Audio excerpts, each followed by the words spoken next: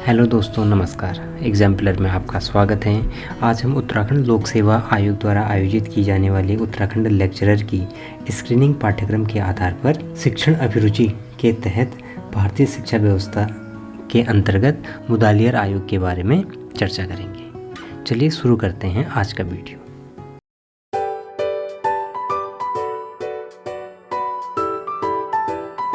मुदालियर आयोग से पहले हम मुदालियर आयोग के अध्यक्ष सर लक्ष्मी स्वामी मुदालियर के बारे में जानते हैं। इनका पूरा नाम सर आर्करूट लक्ष्मी स्वामी मुदालियर था।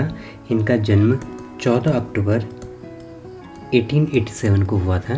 यह एक शिक्षक और चिकित्सक थे। यह मद्रास विश्वविद्यालय के कुलपति भी रहे।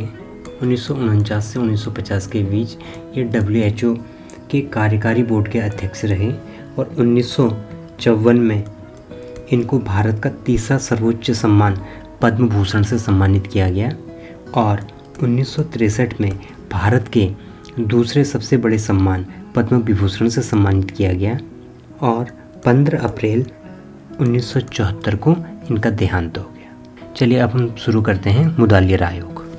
जब भारत आज़ाद हुआ उसके उपरांत प्राथमिक, माध्यमिक और विश्वविद्यालय शिक्षा में तीव्र रूप से परिवर्तन होने लगा।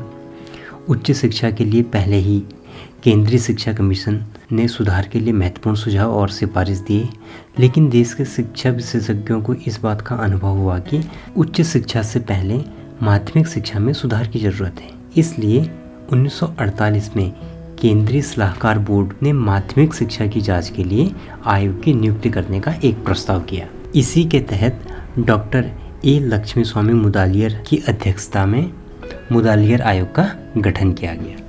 इसका गठन किया गया था 23 अप्रैल 1952 को और इसने अपनी रिपोर्ट 29 अगस्त 1953 को प्रस्तुत की। इस आयोग ने अपनी रिपोर्ट को 15 अध्याय और 240 से लेकर 250 पृष्ठों में अपनी रिपोर्ट को प्रस्तुत किया और इसके अध्यक्ष डॉक्टर ए लक्ष्मी स्वामी मुदालियर थे और इसके सचिव थे SN बसु और इसमें 10 सदस्य और 17 सलाहकारी सदस्य थे। आयोग ने माध्यमिक शिक्षा के लिए 4 उद्देश्यों को प्रस्तुत किया। ये 4 उद्देश्य थे। पहला, जनतांत्रिक नागरिक का विकास। दूसरा था सर्वांगीण व्यक्ति का विकास। तीसरा था व्यावसायिक कुशलता में वृद्धि और चौथा था नेतृत्व का विकास। इस तरीके से इन 4 उद्देश्यों के आधार पर आयोग ने अपनी रिपोर्ट प्रस्तुत की। तो पहले हम जानेंगे जनतांत्रिक नागरिक का विकास। कैसे शिक्षा के माध्यम से लोगों को जनतांत्रिक नागरिक बनाया जाए। जब भारत आज़ाद हुआ था, भारत को एक जनतांत्रिक राष्ट्र के रूप में घोषित किया गया। तो माध्यमिक शिक्षा द्वारा विद्यार्थियों में ऐसे गुणों का विकास करना चाहिए था जो भारत के इस नवीन जनतांत्रिक वातावरण के अनुकूल हो। नागरिकों को किस तरीके से माध्यमिक शिक्षा के माध्यम से विद्यार्थियों में किस प्रकार से जनतांत्रिक नागरिक का विकास किया जाए, उसके क्या क्या गुण होने चाहिए। पहला होना चाहिए विचारों में स्पष्टता। दूसरा होना चाहिए अपनी सांस्कृतिक परंपरा का ज्ञान। तीसरा होना चाहिए भाषण तथा लेखन में स्पष्टता। चौथा होना चाहिए सामूहिक भावना। पांचवा होना चाहिए सहयोग। छठा होना चाहिए सहिष्णुता। सातवां होना चाहिए अनुशासन। इसके आधार पर जनतांत्रिक नागरिक का विकास होगा, इन 8 गुणों के आधार पर। दूसरा है सर्वांगीण व्यक्ति का विकास। किस तरीके से व्यक्ति का सर्वांगीण विकास किया जाए। इसके लिए इस प्रकार की शिक्षा व्यवस्था होनी चाहिए जिससे विद्यार्थी का साहित्य, संस्कृति और कला में विकास हो, जिससे वह सांस्कृतिक विरासत के महत्व को समझ सके। तीसरा है व्यावसायिक कुशलता में वृद्धि, यानी कि विद्यार्थियों को इस प्रकार की शिक्षा दी जाए ताकि उनके व्यावसायिक कुशलता में वृद्धि हो, ताकि वे व्यवहारिक जीवन में प्रवेश कर किसी न किसी व्यवसाय में अपने सुविधानुसार कार्य कर सकें। और चौथा है नेतृत्व का विकास। किस तरीके से उनको लीडरशिप दी जाए। देश आज़ाद हो गया था। देश आज़ाद होने के बाद देश के नव युवाओं को नेतृत्व के गुणों का विकास किया जाए ताकि वो आगे चलकर एक अच्छे समाज में अच्छे लीडर के तौर पर कार्य कर सके। और इस आयोग द्वारा माध्यमिक शिक्षा का एक संगठनात्मक ढांचा तैयार किया जो इस प्रकार है। आयोग ने माध्यमिक शिक्षा की अवधि को 7 वर्ष की, जिसमें 3 साल 6, 7 और 8 जूनियर सेकेंडरी यानी कि निम्न माध्यमिक, और 4 साल 9, 10, 11 और 12 इनके लिए हायर सेकेंडरी उच्चतर माध्यमिक शिक्षा की व्यवस्था की। इस तरीके से 7 साल की अवधि में विभाजित किया। जो यह शिक्षा व्यवस्था थी 17 वर्ष तक की आयु के छात्रों को यह अनिवार्य होनी चाहिए, यह बताया। और आयोग ने इसमें यह किया है कि जो इंटरमीडिएट था क्लास 12 को ख़त्म कर दिया, और इसमें जो 11th था उसको माध्यमिक शिक्षा, और जो 12th था द्वितीय वर्ष स्नातक परीक्षा से संबंधित कर दिया जाए। यह आयोग की सिफारिश थी। और आयोग ने ये बोला कि जो बहुउद्देशीय विद्यालयों की स्थापना की जाए। और आयोग ने यह भी बताया कि औद्योगिक शिक्षा के विकास के लिए जो बड़े बड़े उद्योग हैं उनसे औद्योगिक शिक्षा कर लगाया जाए। एक अलग से एजुकेशन फैसिलिटी की बात की। आयोग का यह भी कहना था कि माध्यमिक स्तर पर बालिकाओं को गृह उपयोगी कार्यों के प्रशिक्षण हेतु गृह विज्ञान विषय की अनिवार्य शिक्षा प्रदान की जाए। और ग्रामीण क्षेत्रों में माध्यमिक विद्यालयों में कृषि, बागवानी, पशुपालन, कुटीर उद्योग को प्रधानता प्रदान की जाए। और आयोग का यह भी कहना था कि हर प्रांत में आवासीय माध्यमिक विद्यालयों की स्थापना की जाए, और विकलांग छात्रों के लिए शिक्षा में उचित प्रबंध किए जाए। यह आयोग की सिफारिश थी। आयोग ने यह बताया कि जो पाठ्यक्रम का संबंध हो वो व्यवहारिक और सामाजिक जीवन से स्थापित किए जाए, और पाठ्यक्रम इस तरीके से हो जो छात्र छात्राओं के लिए विभिन्न तरह के अनुभव प्रदान करने में सक्षम हो। और पाठ्यक्रम वैविध्यपूर्ण और लचीला होना चाहिए, और जो भी पाठ्यक्रम हो आपस में उनका सहसंबंध हो। पाठ्यक्रम में उचित मनोरंजनात्मक क्रियाओं का समावेश हो।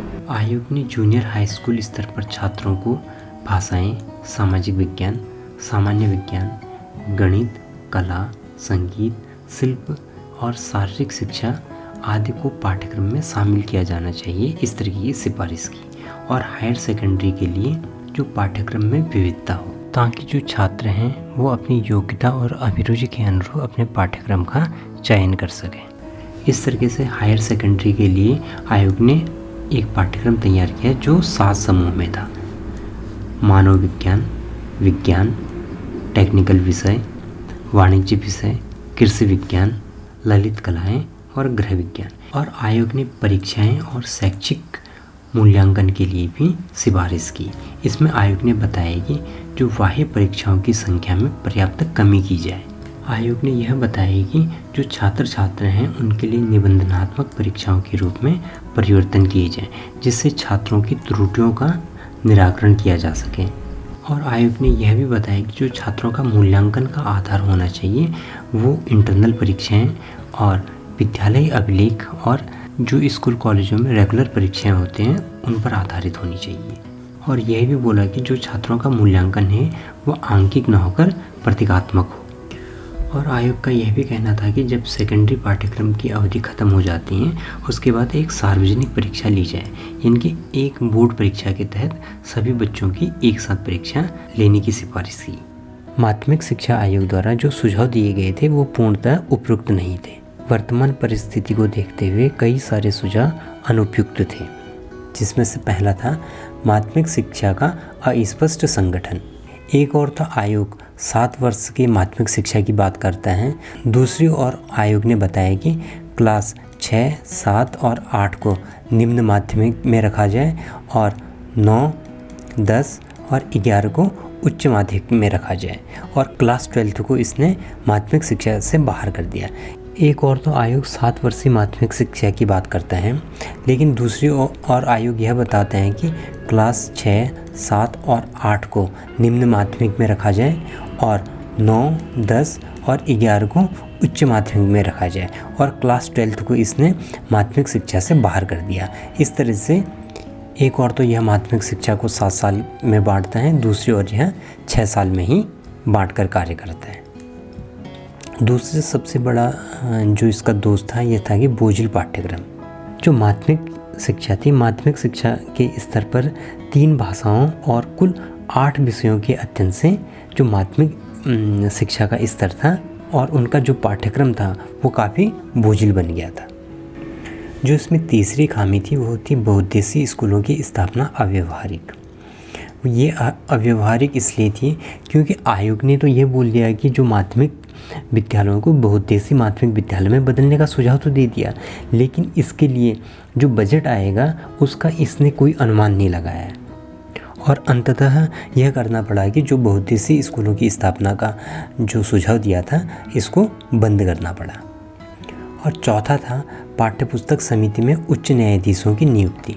अब जो स्कूली पाठ्यपुस्तकों का पाठ्यक्रम बनाए जा रहे हैं उसमें न्यायाधीशों का क्या काम, हमें यानी कि कोई कानून की किताबें तो नहीं बनानी थी, हमें उच्चतर माध्यमिक विद्यालयों के लिए पाठ्यक्रम तैयार करना था।